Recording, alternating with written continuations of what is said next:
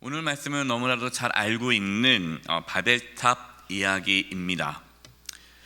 이 바벨탑 이야기는 사람은 하나님처럼 되려는 욕망을 갖고 있다는 것을 보여주죠. 사람은 피조물입니다. 사람은 하나님을 의지하며 살아야 합니다. 아담과 하와는 하나님의 말씀에 순종하며 살았습니다. 하나님을 의지하며 살았죠.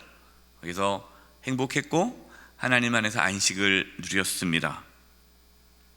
그런데 아담과 하와가 하나님께서 먹지 말라는 선악을 알게 한 나무의 가시를 먹음으로, 또 그 먹은 이유가 뭡니까? 너희가 이걸 먹는 순간 눈이 밝아져서 하나님처럼 될 것이다. 아담과 하와는 피조물인데 자신들이 창조자가 되려 했고 하나님의 자리에 앉으려고 했습니다.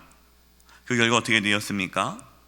하나님의 관계가 깨어지고 에덴 동산에서 쫓겨나게 되었죠. 그 이후로 인간은 죄악 가운데 고통과 아픔과 두려움 가운데 살아가게 되었습니다. 하나님처럼 되려는 그 욕망이 아담과 하와의 삶을 피폐하게 죽음으로 몰고 갔죠. 사탄은 지금도 우리를 유혹합니다. 어떻게 유혹합니까? 너 할 수 있어. 네 힘으로 살 수 있어.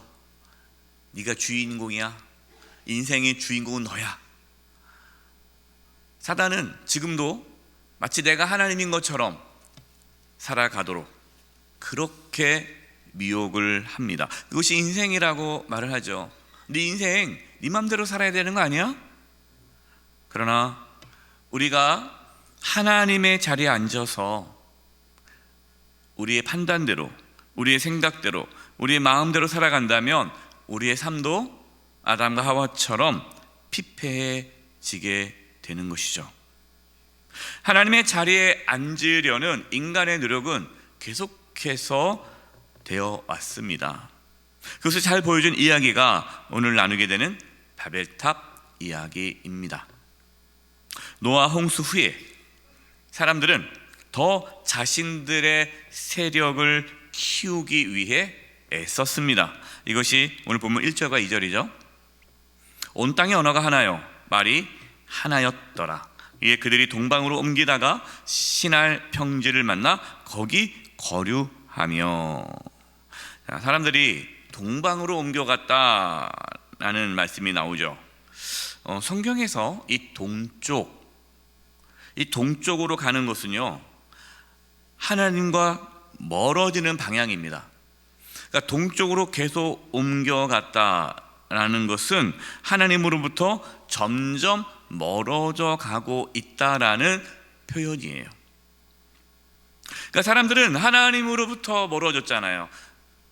하나님으로부터 멀어진 사람들은 계속해서 하나님과 멀어지면서 자신들의 힘으로 살아가려고 발부둥치고 있다라는 것을 1절과 2절에서 우리에게 보여주고 있는 것입니다. 자신들이 뭉치면 뭐든지 할 수 있다, 이런 말이 있잖아요. 뭉치면 살고 흩어지면 죽는다. 좋은 뜻이에요. 나쁜 거 아닙니다. 근데 딱 이것이 이제 오늘 창세기 11장에 나오는 말씀이에요. 우리끼리 하면 할 수 있어. 사랑하는 성도 여러분, 우리끼리 뭉친다고 할 수 있습니까? 죄인들끼리 뭉쳐봤자 죄인 아니겠어요? 연약한 인간들이 뭉쳐봤자 연약하지 않겠습니까? 우리는 착각하면 안 돼요. 우리가 뭉치자, 할 수 있어. 그렇지 않습니다. 본문 4절입니다. 또 말하되, 자, 성읍과 탑을 건설하여 그 탑 꼭대기를 하늘에 닿게 하여 우리 이름을 내고 온 지면에 흩어짐을 면하자 하였더니. 사람들은 탑 꼭대기를 하늘에 닿게 하자라는 의견을 냅니다. 왜 탑을 지어서 꼭대기를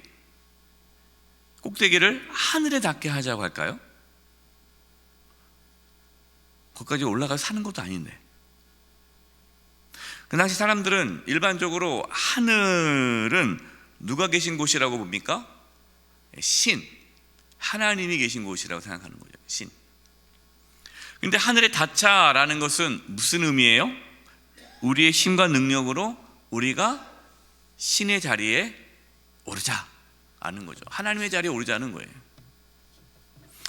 그들은 하늘에 닿을 정도로 높은 탑을 쌓습니다. 그 이유가 뭡니까? 우리의 이름을 내고 자신들의 이름을 내기 위해서예요. 그리고 그 높은 탑을 중심으로 흩어짐을 면하자. 탑이 높이 쌓여 있으니까 우리 저 탑을 보면서 우리가 이렇게 둥그렇게 이렇게 모여 살자. 그 탑을 통해서 우리는 하나고 우리는 흩어짐을 면하는 것이다. 그리고 그 탑을 통해서 우리의 위대함을, 우리의 이름을 알리자. 하나님은 노아에게 뭐라고 말씀하셨습니까? 노아와 그 후손에게 생육하고 번성하여 땅에 뭐 하라고요? 충만하라. 땅에 충만하려면 어떻게 해야 돼요? 흩어져야 되잖아요. 근데 모여있으면 어떻게 돼요? 안 되잖아요. 교회도 마찬가지입니다. 예수님께서 사마리아, 예루살렘과 사마리아와 온 유대와 사마리아와 땅끝까지 이르러 내 증인이 되리라 라고 말씀을 하셨는데, 초대교회 예루살렘 교회는 흩어짐을 면했죠. 우리끼리가 모이자. 그러니까 교회가 흩어지지 않는 거예요. 내 교회, 우리 교회, 교회 안에서만. 하나님께서는 예루살렘 교회에 박해를 허락하셨죠. 물론 그 박해는 인간들의 죄악으로 이루어졌지만 하나님의 섭리 가운데에 박해가 있자 예루살렘 교회 성도들은 흩어질 수밖에 없었어요. 흩어지면서 이제 복음을 전하면서 복음이 열방 가운데 뻗어나가게 되었죠. 마찬가지입니다. 하나님은 흩어져서 살아가고 온 땅을 다스리며 살아가라고 말씀했는데, 이 노아 홍수 이후의 사람들은 흩어지지 않으려고 했습니다. 무슨 뜻일까요? 그들의 관심은 하나님 말씀이 아닌 거죠. 하나님의 말씀에 순종하지 않은 것입니다. 우리가 바벨탑 사건을 단지 그냥 높은 탑을 지었기 때문에 문제가 생긴 거다라고 이해하시면 안 됩니다. 탑을 지은 게 문제가 아니에요. 그 탑을 지은 목적, 의도가 문제가 되는 것입니다. 그들은 하나님 말씀이 삶의 기준이 되지 않았죠. 자신의 이름을 내어 자신들의 영광을 취하려고 하였습니다. 스스로 하나님처럼 살아가려고 한 것, 여러분 그것이 문제가 된 것입니다. 하나님께서는 사람들이 탑을 쌓는 것을 막지 않으면 이 사람들이 하나님의 자리에 앉아 자신들이 원하는 대로 죄악 가운데에 하나님과의 관계가 깨어진 채 살아갈 것을 아시고 그 탑을 무너뜨리시죠. 6절입니다. 여호와께서 이르시되 이 무리가 한 족속이요 언어도 하나이므로 이같이 시작하였으니 이후로는 그 하고자 하는 일을 막을 수 없으리라. 내버려 두면 이들이 계속해서 하나님의 자리에 앉아서 마치 자신들이 창조자인 것처럼 착각에 빠져 살아갈 텐데, 앞으로 더 할 텐데 우리가 그냥 싹을 딱쭉 잘라버리자, 이렇게 말씀하시는 거죠. 7절 8절입니다. 자, 우리가 내려가서, 여기서 우리는 누굴까요? 하나님이시죠. 그러니까 성부, 성자, 성령 하나님을 의미할 수 있고요. 또 구약의 우리라는, 하나님을 표현하는 우리의 형상을 따라 할 때 우리는 하나님의 위대함, 광대함, 크심을 상징적으로 표현하기 위해 복수로 사용하기도 합니다. 그러니까 여기서 우리라는 것은 하나님으로 이해하시면 돼요. 성부, 성자, 성령 하나님으로 이해해도 되고요, 또 전능하신 하나님으로 이해됩니다. 자, 하나님께서 내려가셔서 거기에서 그들의 언어를 혼잡하게 하여 그들이 서로 알아듣지 못하게 하자 하시고, 여호와께서 거기서 그들을 온 지면에 흩으셨으므로 그들이 그 도시를 건설하기를 그쳤더라. 하나님께서 언어를 혼잡하게 하셨어요. 자, 이 이후로 우리가 외국어를 배워야 돼요. 그렇죠? 외국어 배우느라 참 힘든데 언어를 혼잡하게 하셨어요. 서로 사람들이 말을 못 알아듣게 만들었어요. 그러니까 어떡합니까? 서로 말이 통하는 사람들끼리 모여서 흩어지게 된 것이죠. 하나님께서 강제적으로 사람들을 흩으신 것입니다. 이 바벨탑 이야기는요, 아주 먼 이야기가 아닙니다. 그리고 이 이야기는 우리와 상관없는 그냥 옛날 이야기가 아닙니다. 이 바벨탑 이야기는 지금도 이루어지고 있는 이야기입니다. 우리는 알잖아요. 인간의 역사를 알지 않습니까? 인간이 과학기술이 발달하면서 어떤 생각이 있었습니까? 유토피아. 우리는 이제 과학이 발달하면서요, 19세기 들어오면서 아주 사람들은 합리주의와 경험주의와 또 그런 과학주의가 발달하면서 이렇게 인류는 발전할 것이고 행복할 것이고 유토피아를 세울 것이다 생각을 했어요. 기술이 인간을 행복하게 할 것이다. 그리고 나서 나타난 결과가 무엇입니까? 1차, 2차 세계대전이 일어난 거예요. 그 기술로 예전에는 뭐 칼로 총으로 싸워도 뭐 몇 명 안 죽는데 이 과학기술이 발달해서 무기가 발달해가지고요, 엄청나게 많은 사람들이 죽게 되었고 피폐하게 되었죠. 그래서 인류 역사 보면은요, 그 1차, 2차 세계대전이 일어나고 나서 사상적으로 일어난 그 주의가 허무주의예요. 인간은 아무것도 아니구나 깨닫게 된 거죠.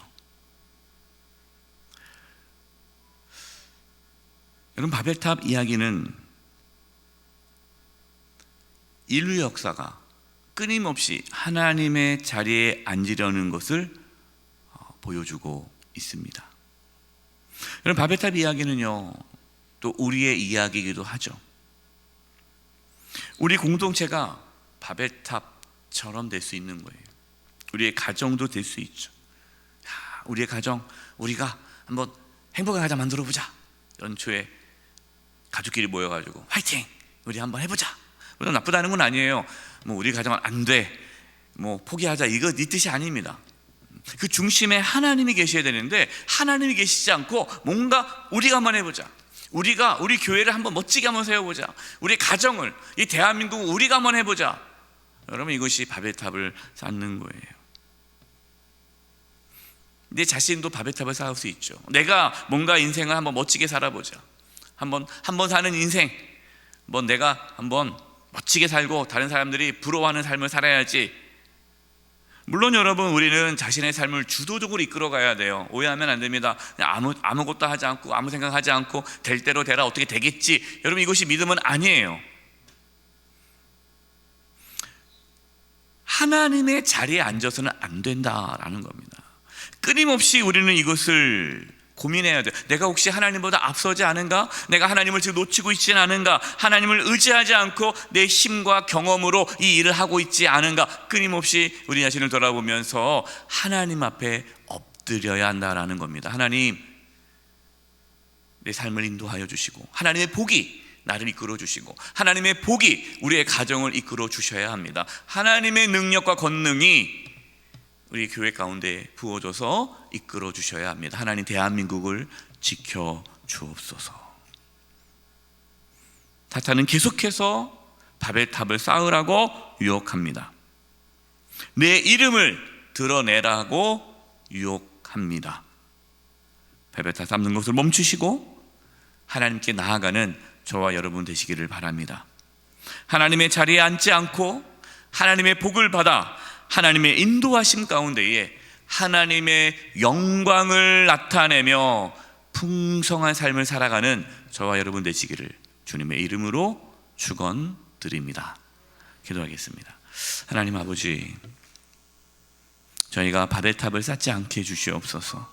하나님을 의지하며 하나님을 바라보며 하나님의 돌보심을 받으며 살아가게 하여 주시고, 저희 가정과 교회와 이 대한민국을 하나님이 친히 다스려 주시옵소서. 예수님의 이름으로 기도드립니다. 아멘.